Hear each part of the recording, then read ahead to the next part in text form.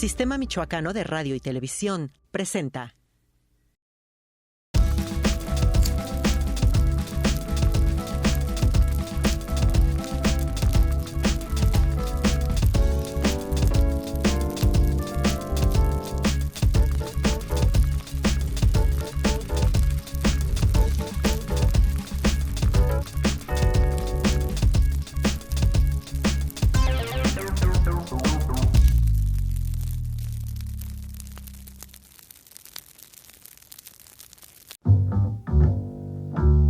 Nace en Uruapan, Michoacán en 1985, donde crece entre paisajes naturales y la rica gastronomía de los mercados locales. Se formó como docente en la Normal Rural Vasco de Quiroga de Tiripetío. Es maestro en educación básica por la Universidad Pedagógica Nacional y ha realizado estudios de pedagogía crítica en el Instituto McLaren de Baja California. A la par, desarrolla su carrera como escritor, por la que ha obtenido más de 30 reconocimientos, entre los que destacan el Premio Nacional de Poesía, el Premio de Poesía Joaquín Xirau y Casa y el Premio Internacional de Poesía Jaime Sabines. También realiza actividades para impulsar la obra de otros autores contemporáneos y participa en proyectos interdisciplinarios, como en libros con poemas ilustrados para las infancias, podcast y bibliotrailers, donde podemos acercarnos de una manera diferente a sus historias. Está convencido de que el arte es para todas las personas y más allá de la visita de las musas requiere constancia y algo de arrojo. Hoy, Refugio Armando Salgado Morales está en La Fogata. Me da muchísimo gusto que usted nos acompañe en esta fogata que encendimos para recibir a nuestro invitado Armando Salgado. Bienvenido, Armando. Hola, Astrid. Buenas noches. Un gusto estar aquí en La Fogata, en el Sistema Michoacano de Radio y Televisión. Pues estamos muy contentos porque, como ya lo escuchamos, tienes una larga trayectoria que en este momento de tu vida, pues a lo mejor ha sido un poco más proyectada por ser el compositor, el autor de la letra del himno de Michoacán. Y que sí, es una proyección importante, pero creo yo que está sustentada en muchos años de trabajo.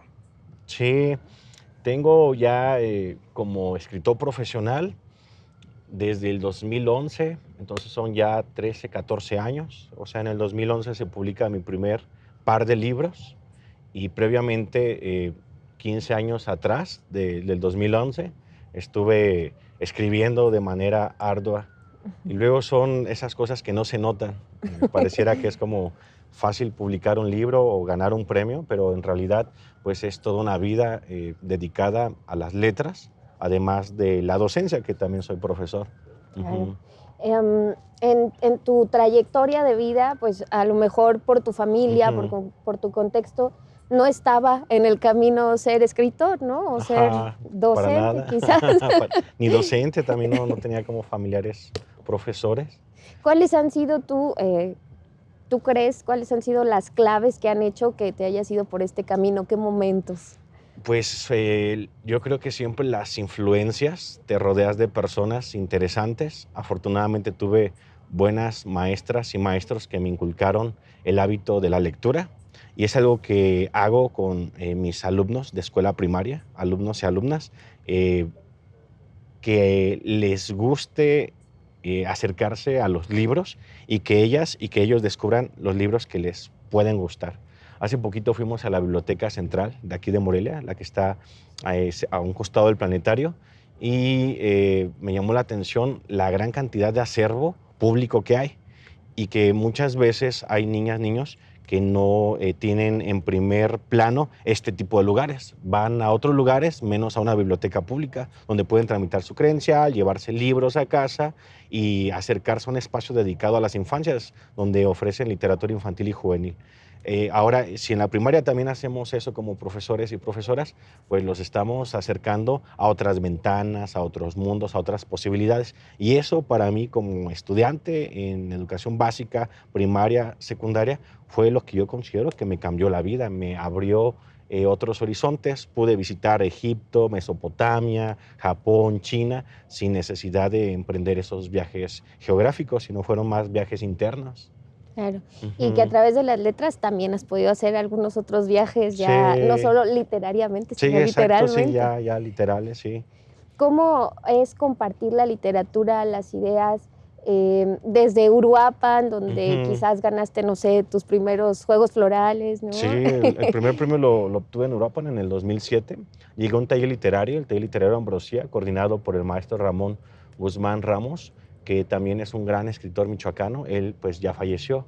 Y en ese momento cuando me acerqué a ese espacio, pues no había muchos espacios para hablar de literatura. Entonces me acerco siendo un joven de 21 años y pues había personas pues mayores a mí, y era como interesante poder hablar de literatura, porque hay pocos espacios dedicados al tallereo de tus textos o a conocer a otras autoras, autores, más allá de los que tú luego hurgas en los libros de viejo o que algún amigo o amiga te pueda recomendar.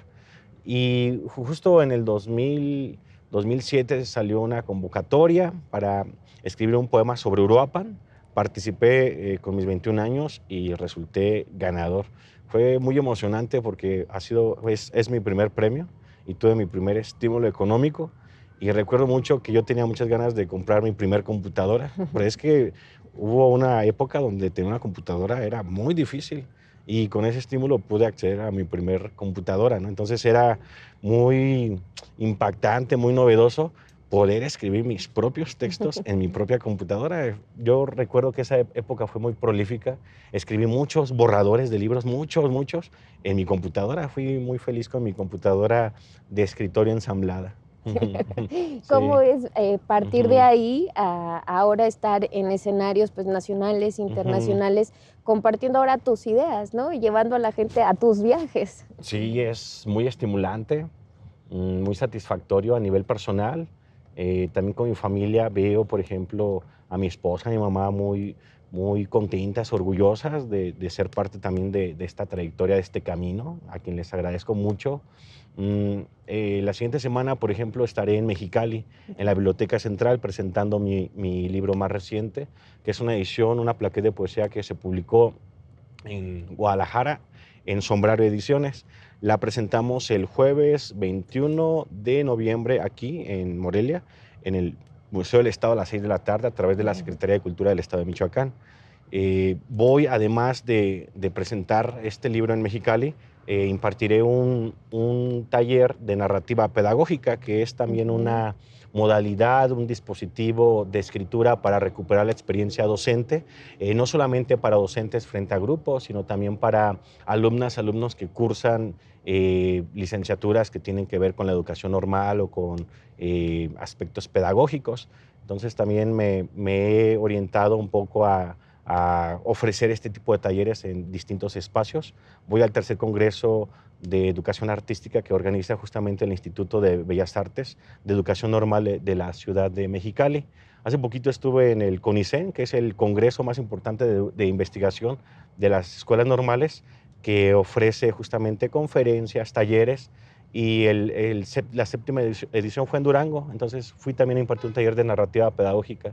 Entonces me da mucho gusto poder combinar mi formación como egresado de una normal rural, de la Normal Vasco de Quiroga de Tiripetío, Michoacán, ya después de 17 años, poder ahora compartir justamente mi experiencia docente a través de la literatura que siempre me ha acompañado. Entonces es como muy interesante mezclar letras ahora con educación en ámbitos nacionales. Claro. Y es que Ujú, además de estar frente a grupo, como lo mencionas, ujú, trabajas con los docentes, ¿no? Que también es ujú, otra parte importante de la educación. Creo que recientemente, pues, no sé si en la práctica, pero por lo ujú. menos en el discurso se ha puesto mucho el foco en Sí. el docente, en la docente y justo la Ajá. responsabilidad que tienen. De todo esto vamos a Ujú, hablar contigo, Armando, si nos lo permites, en esta fogata. Tenemos que hacer nuestra primera pausa, pero quédese con ujú. nosotros porque hablaremos de literatura, de los retos de la educación en México y de muchas cosas más. Así que regresamos. Gracias.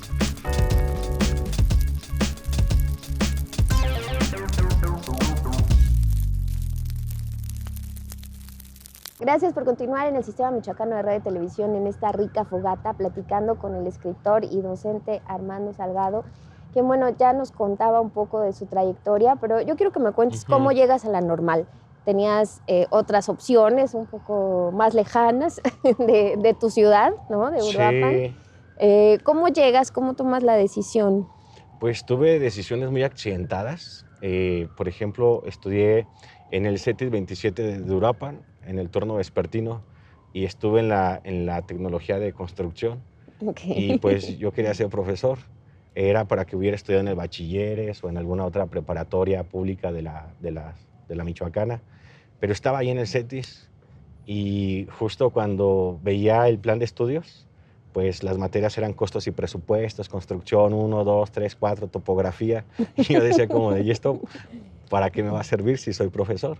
Y ya me había enfocado en ir a la normal de Tiripetío, porque pues la normal ofrece, tiene un sistema de internado y ofrece hospedaje, alimentos, hay una beca alimenticia que otorga el gobierno federal, entonces es un sistema de internados que surge justamente como parte de los modelos socialistas previos a Lázaro Cárdenas, impulsados por muchos ideólogos también de la educación pública, entre ellos Francisco J. Mújica, michoacano, y otros próceres de esa época. Gabriela Mistral estuvo muy de cerca también acompañando a Vasconcelos, y de ahí emanan estos modelos educativos. Yo sé que la normal, por ejemplo, de Tiripetío es muy criticada, hay muchas acciones que se cuestionan, sin embargo, yo me voy a enfocar en lo que para mí pareció siempre una oportunidad de garbanzo de libra, ¿no? Que era poder estar en un espacio público donde no pagabas absolutamente nada por tener un lugar para dormir y despertar y poder asistir a clases. Tener una biblioteca, tener acceso a infinidad de libros y poder también convivir de primera mano con las maestras y maestros que tienen muy buena preparación y que iban todos los días a impartir sus clases. Entonces me gustó mucho estar en la normal de Tiripetío, porque también pude compartir espacio en los dormitorios con amigos de todo el estado. Entonces conviví con gente de La Huacana, de Churumuco, de Paracho, de Cherán, de la costa michoacana, amistades entrañables de Uruapan, de Pátzcuaro. Y así fue como conocí Michoacán, ahora sí que acompañado de amigas y de amigos michoacanos que me abrieron ahora sí que las puertas de sus casas. Eso fue muy interesante. Llego así, ¿no? A la normal de Tiripetío, sabiendo que esa escuela me lo iba a otorgar, me lo iba a proveer todo y que tenía que aprovechar eh, esa oportunidad, porque no iba a tener otra oportunidad, ¿no? Para estudiar una carrera universitaria en Morelia. En mi imaginación nunca pues, estuvo pues, venir y rentar, ¿no? Por las posibilidades económicas. Era muy difícil. Yo creo que la normal me dio esta oportunidad de ser un profesional, de ser el profesional que soy hoy en día, ¿no? Igual está el esfuerzo personal, esta parte de confluir los puntos de encuentro con personas que te motivan y demás, pero sí es un gran espacio al que le tengo mucho cariño y respeto, admiración y amor. Ujú. Y te has seguido preparando, ¿no? Sí, después Tus hice, posgrados. sí, después tuve la oportunidad de llegar a Morelia. Hice una maestría en UPN, la maestría en educación básica. Eh, Iba todos los miércoles, estuve 2 años y medio. UPN pues, se ha especializado en la preparación pues, del magisterio aquí en Michoacán. Después tuve la oportunidad de conocer a algunos otros ideólogos que han dado clases en UPN Ajusco, como Prudenciano Moreno, quien me dio clases en el doctorado. Hice un doctorado en Baja California, en Ensenada, especializándome en pedagogía crítica y educación popular, donde tuve maestros ya pues, internacionales. Fue como una experiencia muy distinta, porque ya fue a hablar.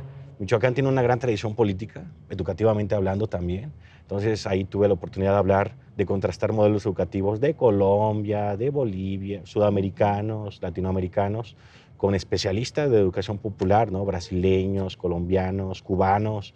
Eh, por ejemplo, tuvimos clases con el mismo Peter McLaren, que fue muy cercano a Paulo Freire. Entonces fue muy interesante abrevar de esas teorías críticas. Ujú, Y este panorama académico, ujú. ¿cómo ha cambiado, cómo ha influido en tu forma de dar clases?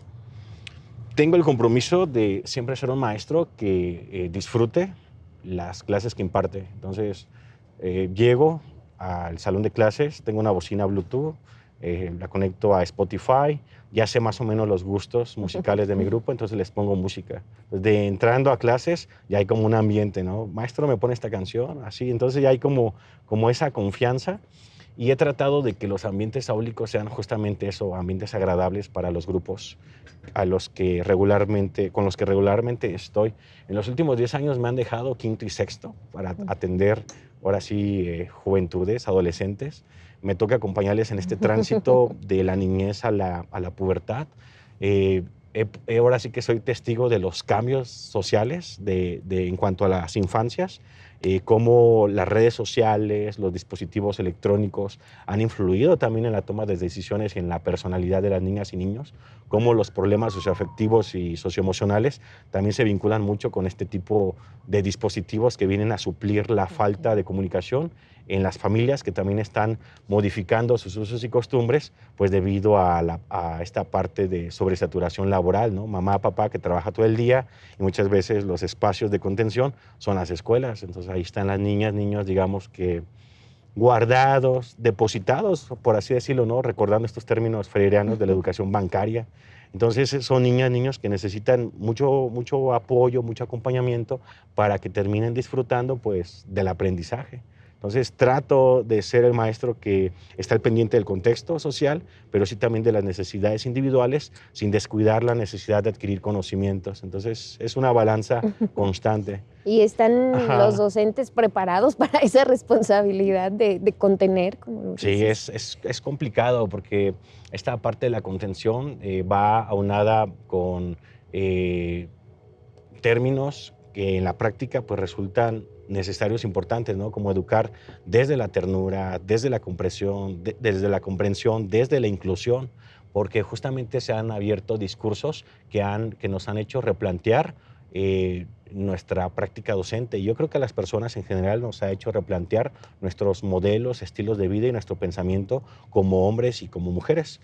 Hablando como hombre, pues igual, ¿no? Replantear toda esta parte del patriarcado, cómo en ciertos espacios también hay tomas de decisiones, de cómo el poder interviene y cómo debes de generar espacios dialógicos donde haya igualdad de condiciones dialógicas de niñas y niños. Entonces se me hace bien interesante cómo cuando recibo una población de infancias, cómo las niñas son bien calladas y cómo poco a poco logro en mis grupos que empiecen a interactuar, que tengan voz y voto, que hablen, que expongan y terminan teniendo un punto de vista súper interesante a la par de los chicos que socialmente están acostumbrados a hablar o a tomar decisiones, o a ser líderes, o a meter goles, o a estar siempre como en los espacios donde hay más interacción. El año En el pasado, foco, ¿no? sí, en el foco justo, Ujú. y como profe, pues sí te toca replantear este tipo de prácticas para llevarlas, primero en lo personal, pero después llevarlas también al salón de clases. Y todo esto, pues ha sido a lo largo de muchos años también de cuestionar pues mis propias prácticas como persona. El año pasado tuve una alumna muy exitosa, Paloma Estefanía, Mascote. Ella ganó el concurso de ser rectora por un día en la Universidad Michoacana. Estuvo bien padre la experiencia porque pues, nos sentíamos representadas y representados como grupo. Y fuimos a la Universidad Michoacana, muchos eventos, y era ver a Paloma justamente hablando, ¿no? de los cambios sociales, de la crisis climática, de la necesidad de invertir en la investigación científica. Y me sentía pues como orgulloso, ¿no? Porque eso que opinaba Paloma, pues también lo podía opinar cualquier otra niña, niño del grupo, porque eran temas que habíamos visto en clase. Entonces siento que la docencia llevada a ese nivel de análisis, cuando ya llega un momento en el que es natural, orgánico, es como muy satisfactorio. Ujú. Y los maestros, las maestras, el trabajo que realizaste, me contabas en la Ciudad de Ajá. México con ellos, em, ¿qué aprendizaje te dejó a ti? Sí, tuve la oportunidad de estar en espacios justamente de diseño curricular, trabajando con escuelas, con todas las escuelas normales del país. Hay 263 escuelas normales públicas. Pude visitar muchos estados, ver la gran magnitud de diversidad de México, los estados del norte, las normales en sus planes de estudio, en sus adecuaciones que hacen, en sus extensiones de actividades extracurriculares. Mientras en Michoacán estamos discutiendo si se acepta el inglés o no, allá ya tienen intercambios con Irlanda, con Inglaterra, con Estados Unidos, con becas auspiciadas por Banamex. Entonces sí me llama la atención cómo la toma de decisiones y oportunidades son distintas a partir de los contextos sociopolíticos, educativos, culturales de las entidades, ¿no? Michoacán, Guerrero, Oaxaca, Chiapas. Hemos tenido dificultades, muchas dificultades sociales, entonces eso ha intervenido también en la toma de decisiones respecto a lo que se hace luego en las escuelas normales. Pues me llamó mucho la atención eso, ver como las diferencias, y de repente tenemos prejuicios, decimos, no, es que los estados del norte, pues Estados Unidos, están más influenciados, pero te das cuenta que no, que cada estado vive su propia identidad, vive su propia mexicanidad. El sureste es uno, estos estados que te comento, nuestros estados son otros, el altiplano, el centro. Cada región tiene sus pros y contras, pero es bien interesante cómo logran proponer, establecer rutas de trabajo para favorecer el normalismo. Y ya cuando llego a Michoacán, llego con ganas, ¿no? Como de hacer muchas cosas, pero pues luego es complicado, es difícil. Hay otros aspectos políticos, hasta ideológicos, que luego son complejos y que eh, te hacen comprender que si vas a hacer algo, va a ser justamente desde tu trinchera, en mi caso, que es siendo un docente frente a grupo, y desde la literatura también. Me hablabas también de estas diferencias que a veces hay en las escuelas, ¿no? De la periferia o En mismo Morelia. en el mismo Morelia Sí. o en zonas rurales, ¿no? Sí, estuve en Churumuco 2 años y medio. Allá las necesidades son absolutamente distintas a las de una ciudad, ¿no? Hay niñas, niños que hace 17 años no conocían Uruapan, y Uruapan está a 3 horas y media de Churumuco. Y cuando llego a las periferias de Morelia, ahí las necesidades no son de aprendizaje, sino es de asistencia, es cubrir el rezago en cuanto a si van o no van a la escuela, es lograr que asistan los más días posibles a la escuela. Esa es la prioridad de muchas familias disfuncionales. Yo creo que hablar del término familia es como difícil pensar que todas las familias van a ser perfectas y demás. Va a haber muchas dificultades, muchos obstáculos en cuanto a los vínculos de convivencia familiar. Sin embargo, si analizamos Morelia, hay ciertas zonas, ciertas periferias donde las necesidades cambian. O sea, ahora que estoy en una escuela un poco más céntrica, puedo notar justamente que las prioridades tienen que ver más ya con el aprendizaje directamente de las niñas y de los niños. Pero sí me asombra que en una misma ciudad haya muchas realidades.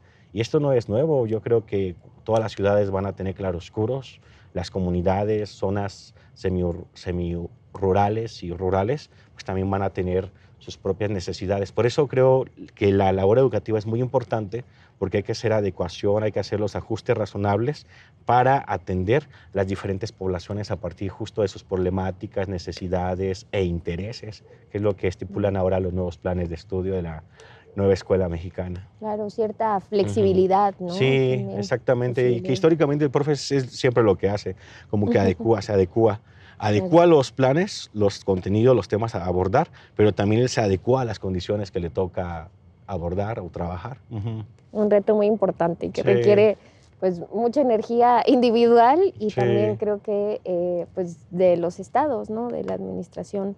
Sí, son retos muy complicados, muy complejos para las administraciones. Muchas veces las administraciones pues tienen que cumplir ciertos periodos, 6 años, 3 años, los gobiernos estatales, los ayuntamientos, pero pues estas problemáticas tienen décadas, entonces hay grandes retos para quienes les toca justamente tomar decisiones. Bueno, pues vamos a tomar un respiro antes de ponernos tristes. Sí. Estamos en La Fogata con Armando Salgado y yo quiero que al regreso ya nos platiques más de la parte de literaria, de cómo empiezas a escribir y pues de llegar también a esta letra del himno michoacano. Vamos a la pausa, estamos en La Fogata. Regresamos.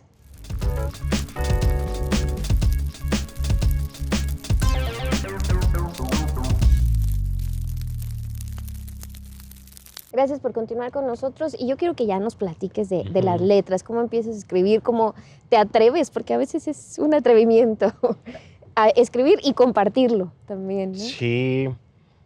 El primer par de libros que publico fue justamente a través de una convocatoria pública emanada por la Secretaría de Cultura, que eran los premios Michoacán de literatura. Ahora ya tienen otro nombre, se llaman premios Palabra Colibrí, que igual el estímulo es la publicación del libro y otro estímulo económico. Siempre es un aliciente que haya este tipo de convocatorias porque te invitan a participar, y una vez que resultas beneficiado o beneficiado, pues es muy estimulante ver tu obra publicada. Yo creo que más que el estímulo económico, siempre es ver tu trabajo impreso y que pueda ser leído por muchas personas. Entonces, cuando salen estos dos libros, digamos que fueron dos credenciales importantes para poder acceder a algunas ferias de libro, sobre todo del estado de Michoacán. Eso fue también muy estimulante. Pero previo a eso, yo recuerdo muchos momentos donde publiqué en algunas antologías mis primeros poemas. Recuerdo también que publiqué mi primer poema en una revista, en la revista justamente del CETIS 27 de Uruapan, que era una revista de fotocopias, se llamaba Sofía la revista. Entonces ya ver mis poemas publicados, después ver mis poemas o algunas crónicas o ensayos publicados en la revista Reactor de la Normal de Tiripetío, pues no dejaba de ser estimulante. Creo que esa sensación de espejo, el hecho de materializar tu trabajo, es demasiado estimulante. Entonces yo siempre tuve la convicción de buscar convocatorias para estar enviando mi trabajo escrito y no desistir. Obviamente no ganas a la primera, ni a la cuarta, ni a la décima. Hay premios que he enviado hasta 40 veces en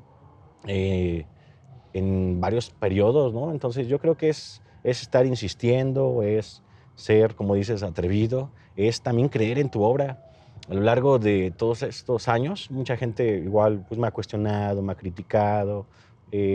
Recuerdo mis primeros textos, hasta profesores que me decían, es que pues no está bien escrito. Y ahora me recuerdo, ¿no? Y digo, pues es que era un chavo de 21 años, o sea, tenía que aprender a escribir, tenía que leer más, tenía que dominar ciertas técnicas, y aún así sigo fortaleciendo mi escritura y voy eh, intentando escribir desde otras maneras de escritura, ¿no? Por ejemplo, a mí me gustaría escribir novela, escribir más cuento. Me he especializado más en poesía, que es lo que se me ha hecho como más fácil, y recientemente he dado también ya talleres de poesía, como parte de la tradición de talleres literarios que ha habido en Michoacán. Yo recuerdo mucho a Gaspar Aguilera, yo estuve con él en su taller literario, que justamente fue aquí en Morelia desde el 2009 hasta el 2012, 2011, 2012. Y es muy estimulante justamente poder compartir de manera dialógica con otras personas que les interesa la lectura y la escritura, pues mi experiencia, fíjate.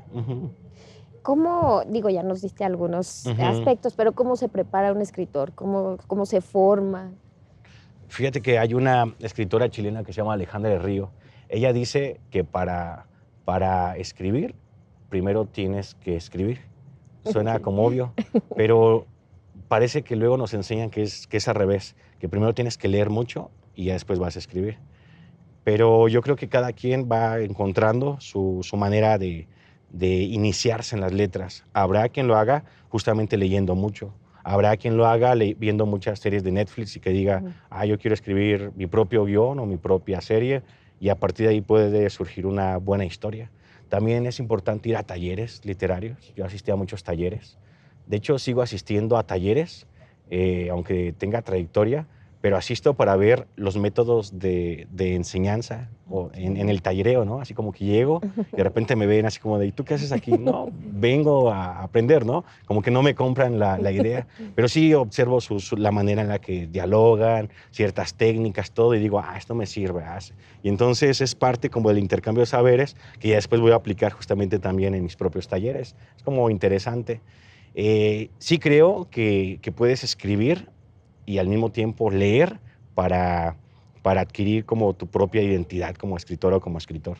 Algo que sí me gustaría decirle a las personas que nos escuchan es que nunca es tarde para empezar a escribir.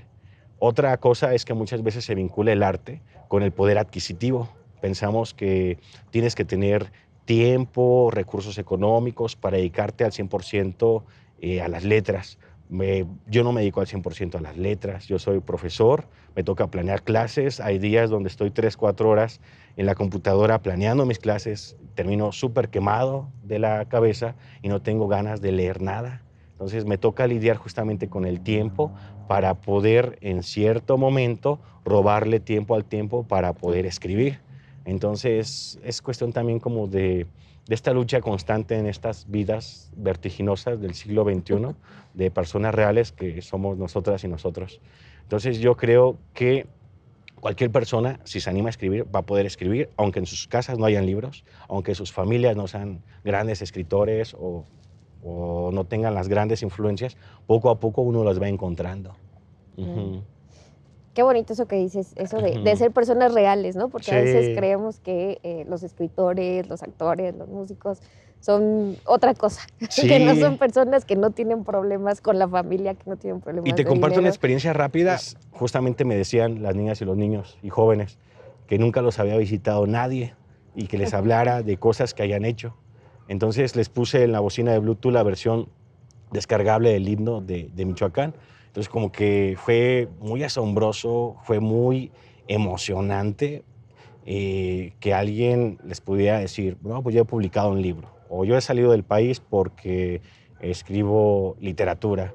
Entonces como que no se la creían y sí se la creían. Entonces fue como muy, muy personal, muy cálido y justo porque son espacios que pues es difícil que alguien más pueda, de los mismos profesores que están ahí, alguien más que vaya y comparta alguna experiencia de vida.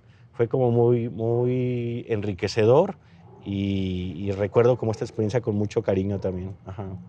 Ahora que mencionas el himno, bueno, debo destacar además que digamos que tu poesía aborda muchos temas, ¿no? Aborda el sentir humano. Yo me acuerdo de una lectura en el Museo del Estado acerca de pues la migración y esta imagen, ¿no? Del niño que falleció en el mar. Pues sí, puedo decir cruda a veces. Sí. ¿Cómo llega toda esa experiencia a un himno que también es una estructura diferente, ¿no? Es un propósito distinto. Sí, justamente un himno, uno revisa la literatura y pues tiene una estructura clásica basada en versos que deben de tener métrica, debe de haber cierta composición en cuanto a la rima. Entonces es muy distinto a escribir poesía en verso libre, que son estructuras justo muy que te estimulan a ser muy, muy creativo, ¿no? Y jugar en cuanto a la forma y al contenido. Entonces, si hablas, por ejemplo, del paso fronterizo, puedes incluir figuras geométricas, como simulando, ¿no? el arte conceptual, en este caso la poesía, con esta parte del cruce migratorio, ya sea por el río o por el desierto, ¿no? Ya cuando lo ves en la hoja, pues resulta muy experimental, muy conceptual, y eso pues nada tiene que ver con la letra de un himno a un estado, ¿no? A nuestro estado, donde justamente se busca enaltecer las virtudes de Michoacán.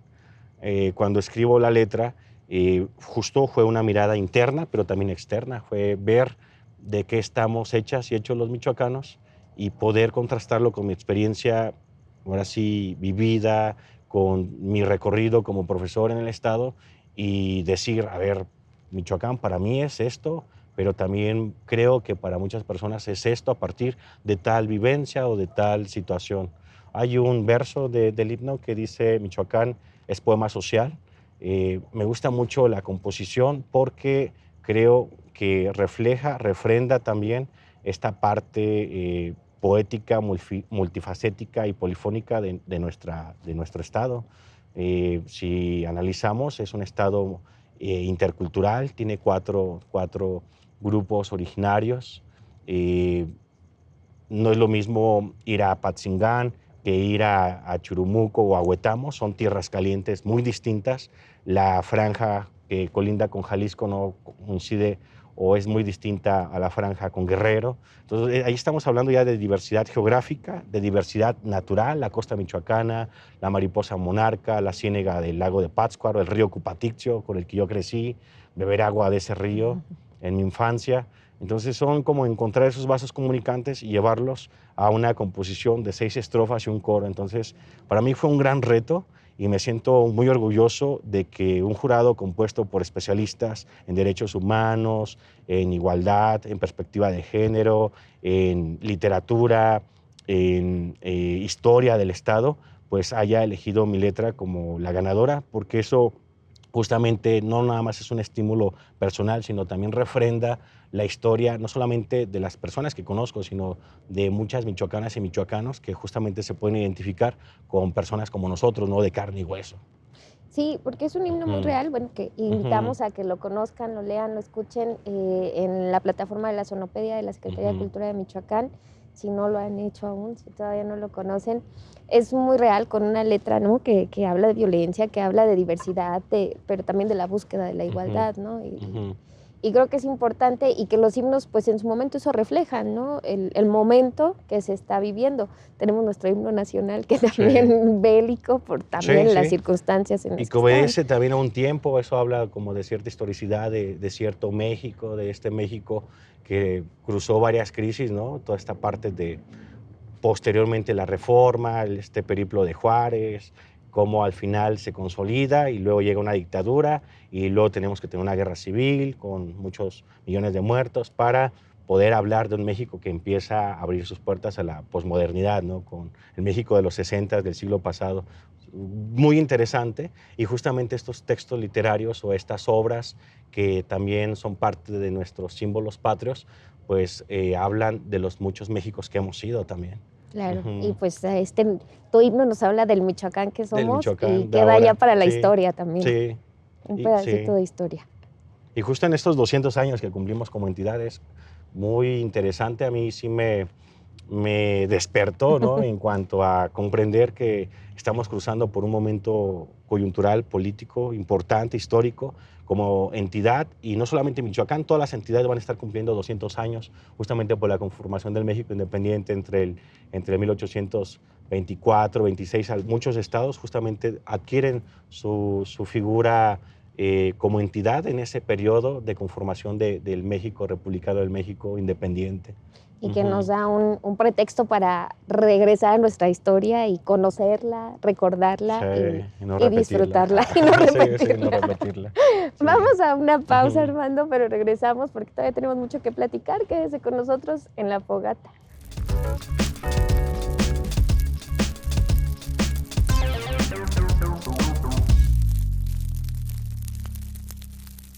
Muchísimas gracias por continuar con nosotros en esta fogata. Estamos platicando con el escritor Armando Salgado, quien ya lo mencionábamos, es el autor de la letra del himno michoacano, pero también tiene muchas otras publicaciones. ¿Cuántos libros has publicado? ¿Tienes la cuenta? Sí, he publicado 18 libros. De esos 18 libros, uno se reeditó en Chile. Está por salir otro libro en Santiago de Chile, que es una reedición justamente de un libro que habla sobre la migración, se llama Red Border, que obtuvo el Premio Nacional de Poesía Tijuana, que publicó el Ayuntamiento de Tijuana justo en pandemia. Y entre otros libros, hay otro libro que se llama Cuadro de Resiliencia, que son 4 estampas poéticas sobre el mar y 100 años de soledad, que leí en pandemia y que escribí una serie de poemas sobre Tierra Caliente. No se especifica qué Tierra Caliente es, si la de Michoacán o la de Guerrero o la de Jalisco, es Tierra Caliente. Hay ciertos matices, ciertos cruces ahí con el río Balsas, pero es muy universal. Y también con el Día de Muertos, justo ahorita que acaba de pasar, el Día de Muertos es una tradición que me gusta mucho, me recuerda mucho a Uruapan, cuando visitaba las tumbas de mi abuela y de mi abuelo en Uruapan, y recuerdo mucho mi infancia corriendo ahí entre las tumbas, las naranjas, mandarinas corriendo también por entre las lápidas. Y también igual tengo un sitio en internet que se llama armandosalgado.com, donde pueden ver algunos book trailers, u otros materiales sonoros, paisajes sonoros que han realizado sobre mi obra, y que también ahí pueden ubicar algunos libros de descarga gratuita que se han liberado por parte de algunas instituciones, universidades del país, y también otros puntos de venta de mis libros que justamente están a la venta por algunos sellos editoriales como Mantis Editores en Jalisco, o Puerta Abierta Editores en Colima, o la misma UNAM, que me editó un libro por parte de la Dirección de Literatura y Ediciones de Punto de Partida. Son los libros que he publicado Inéditos, pues sí, tengo muchos, que quisiera después ir publicando algunos otros libros que se enfoquen más hacia la narrativa, pero no sé, yo creo después de los 50. Sí, Bueno, sí, todavía hay tiempo sí, entonces, madurar porque un poco cabe más. decir que todavía no cumples ni 40. Sí, no, todavía no, sí. Hay tiempo. Sí. Hablabas ya de la publicación, pero bueno, una parte importante también luego es la distribución, ¿no? Sí, es un reto, porque luego son ediciones pequeñas, de 1000 ejemplares, te dan el 10%, te dan 100 libros, pero esos 100 libros se acaban en 2, 3 presentaciones y con la familia, entonces te toca comprar libros, ¿no? Con descuento de autor, pero si el libro cuesta 200 pesos y te hacen el 50%, en 100 libros ya son 10,000 pesos, ¿no? Y terminas regalándolos, entonces no conviene, no es negocio, No no es es negocio. negocio. Sí. Tú has también impulsado a otros escritores Ujú. en la Jornada de Zacatecas, tienes esta colaboración, donde justo hablabas con ellos, ¿no? Así como que de autor a autor, Sí. para comentar todos estos procesos creativos, pero pues también cómo se vive de la Sí, literatura, ¿no? la literatura me ha acercado a grandes personas, entre ellas Jani Estrada, que es la directora del suplemento cultural de la Gualdra, de la Jornada Zacatecas. Es un suplemento impreso y también digital. Tiene más de 20,000 lectores semanales, lectores, lectoras, y de manera impresa se distribuye en el estado de Zacatecas. Y es triste, bueno, es un aliciente que existan suplementos descentralizados, porque están los de Ciudad de México y muy pocos en el interior de los estados. En Michoacán ya acá no tenemos, creo, ya suplementos impresos. Entonces es triste ver el desmantelamiento de la cultura y de las letras, con el pretexto quizá de que los medios electrónicos son más importantes y hasta más baratos, ¿no? Pero yo creo que nada debe de sustituir nada, ¿no? Por ejemplo, en los modelos educativos en Suecia, que sustituyeron los libros impresos por los dispositivos electrónicos, se dieron cuenta que no era la vía, entonces ya están regresando a los materiales impresos.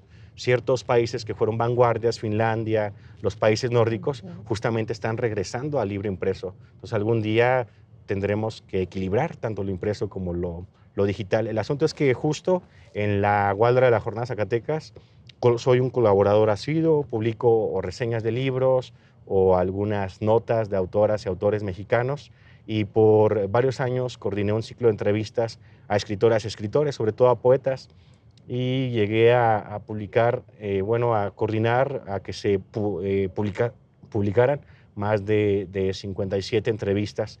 Todavía tengo pendiente retomar el ciclo, pero es parte justamente de ir equilibrando la docencia con la literatura, la obra personal, el libro reciente que salió, que se presenta las siguientes semanas tanto en Mexicali como aquí en Morelia, y esta parte también de la difusión o la gestoría que se pueda hacer de manera solidaria y colaborativa con escritoras y escritores mexicanos.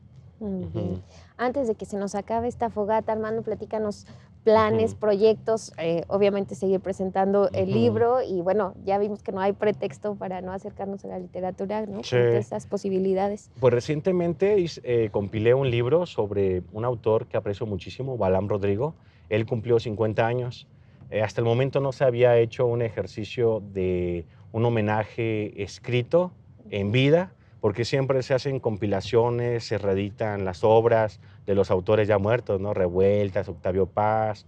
Entonces lo que hicimos, junto con el editor Daniel Medina, que es un escritor de Yucatán, que tiene una editorial de ebooks digital, fue compilar reseñas literarias, la mayoría de reseñas literarias, que son bastantes, que se han escrito sobre Balam Rodrigo, 11 textos sobre testimonios de vida en cuanto a los vínculos afectivos, amistades que se construyen a partir de las letras, y una iconografía que incluye portadas de sus más de 48 libros que tiene Balam, publicadas tanto en México, Puerto Rico, España, Sudamérica, Estados Unidos, traducciones al inglés, al italiano, y una iconografía de su infancia, sus estudios como biólogo y ahora toda su faceta como escritor.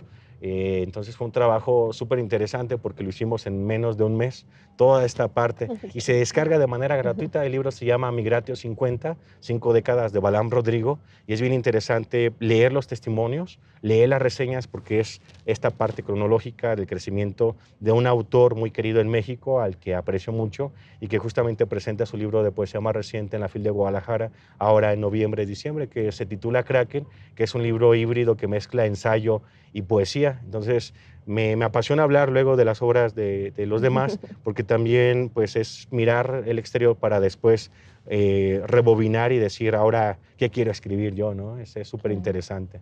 Hablando de lo que quieres escribir, ya nos decías de una novela, Sí. ya está empezada, ya tienes el tema. Tengo muchos temas en el tintero. El asunto de la narrativa es que sí necesitas mucho oficio, tiempo, ser muy disciplinado y dedicarle tiempo a la escritura. Yo creo que me ha faltado ser aún más disciplinado para aventarme a la narrativa. Ganas no me faltan. Yo espero en los futuros años poder generar las condiciones de dominio técnico para aventarme al mundo de la narrativa. Que de hecho les cuento que yo cuando empecé a escribir, yo quería ser narrador, no quería ser poeta. O sea, nunca cruzó por mi idea ser poeta, más bien empecé escribiendo narrativa, novela juvenil y demás, pero después fue la poesía la que me ha abierto más puertas. Armando, pues te agradezco muchísimo que Pues nos muchas hayas gracias, acompañado en esta Astrid, fogata. muchas gracias. Si tienes algo que decirle a los michoacanos, a las michoacanas, la cámara es tuya. Pues que escriban, que no dejen de escribir, que siempre luchen por lo que les gusta y que el único obstáculo se lo pone uno como persona. Yo creo que cuando te apasiona algo lo puedes lograr. Yo sé que suena a superación personal, pero se los comparto desde mi experiencia individual. La escritura para mí me ha abierto muchos mundos, muchos panoramas. Entonces les invito a que lean, a que encuentren los libros que les apasionen y que nunca es tarde para empezar a escribir. Muchísimas gracias. Pues yo los invito a que busquen la página armandosalgado.com Sí. y que conozcan más de su obra, porque yo estoy segura que vamos a seguir leyendo mucho de él y escuchando mucho de él durante mucho tiempo más. Gracias por habernos acompañado en esta fogata. Le esperamos la próxima. Muchas gracias.